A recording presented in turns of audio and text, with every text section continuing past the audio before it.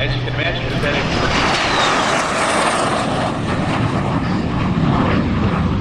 and they want to do quickly. Now, the original engine was provided by Hamilton. They could not deliver the French engines, so why would we rebuild the airplane without a different engine? Lots of pressure from the Army Air Corps, getting the fighters in the air. Someone insisted that people should be a regular version. The airport didn't want to waste any fighter airframes and trainers. So in 1947, the way you trained to fly T-33 was 180 hours in T-6, 50 hours in the B-51 Mustang, and about 25 hours in the cabin T-80. Now finally, in 1948, a cost-conscious Air Force contracted for 20 TF-80C trainers. Fuselage was elected license. Kawasaki 210.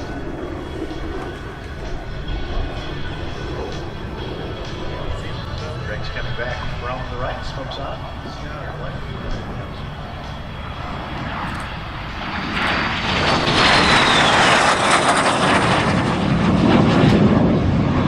As America entered the jet age in 1950, the Korean conflict, the first jet versus jet aerial combat took place between a P-8 Shooting Star and a MiG-15 attacked out to the tail of one of them and shot down America's very first jet versus jet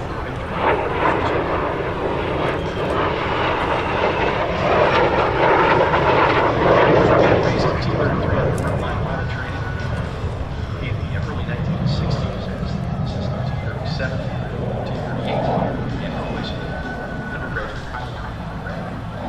T-33 was used to train cadets for the Air Force Academy, eventually replaced by T-37 in 1970.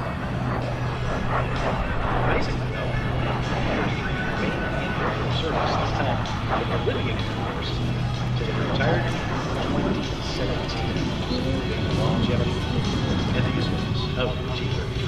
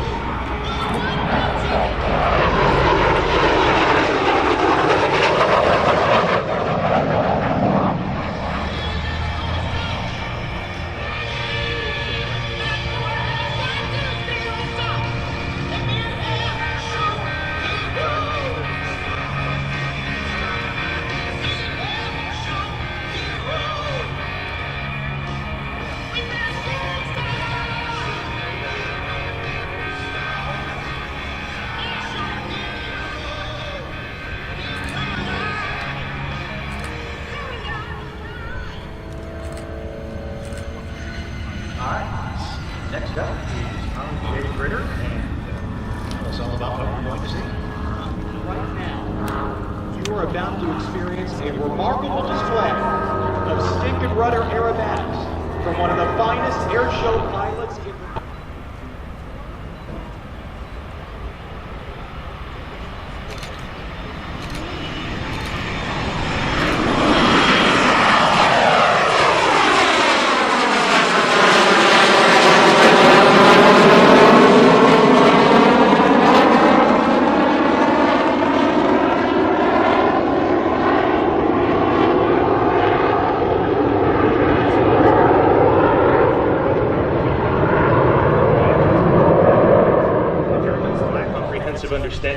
aerodynamic advantages. They swept it because they had a center of gravity issue with the aircraft.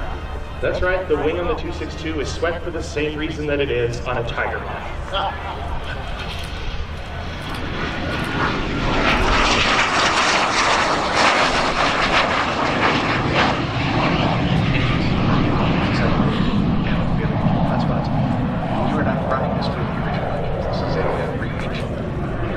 Yes, we would have a slight problem with pilot enrollment if we were flying it with the original engines, because if anybody knows one thing about a Messerschmitt Me-262, it's that it was 33% of these aircraft in a Luftwaffe study conducted towards the end of the war were lost due to issues with the UMO 004.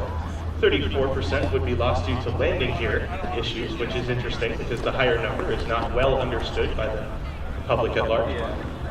And about 10% pulled the tail off.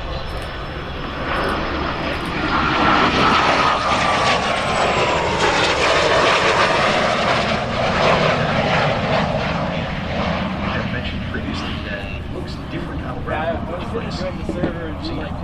Explain to us why it looks different than you might see in Pensacola Museum. Yeah, so there are rituals. We may notice that it has incredibly wide turning circles. Its speed gave it a great advantage over P-51s, but the pilots well understood that when the airplane slowed down to make its turn to avoid over-G'ing the tail and pulling off those tail structures, that was the opportunity to strike.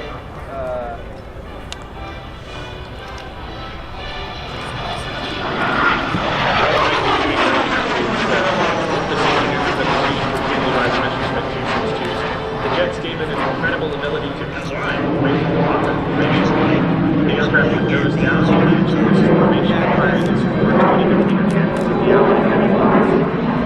Then it would pull up. Right. Mike's fault. Military Aviation Museum's Messerschmitt.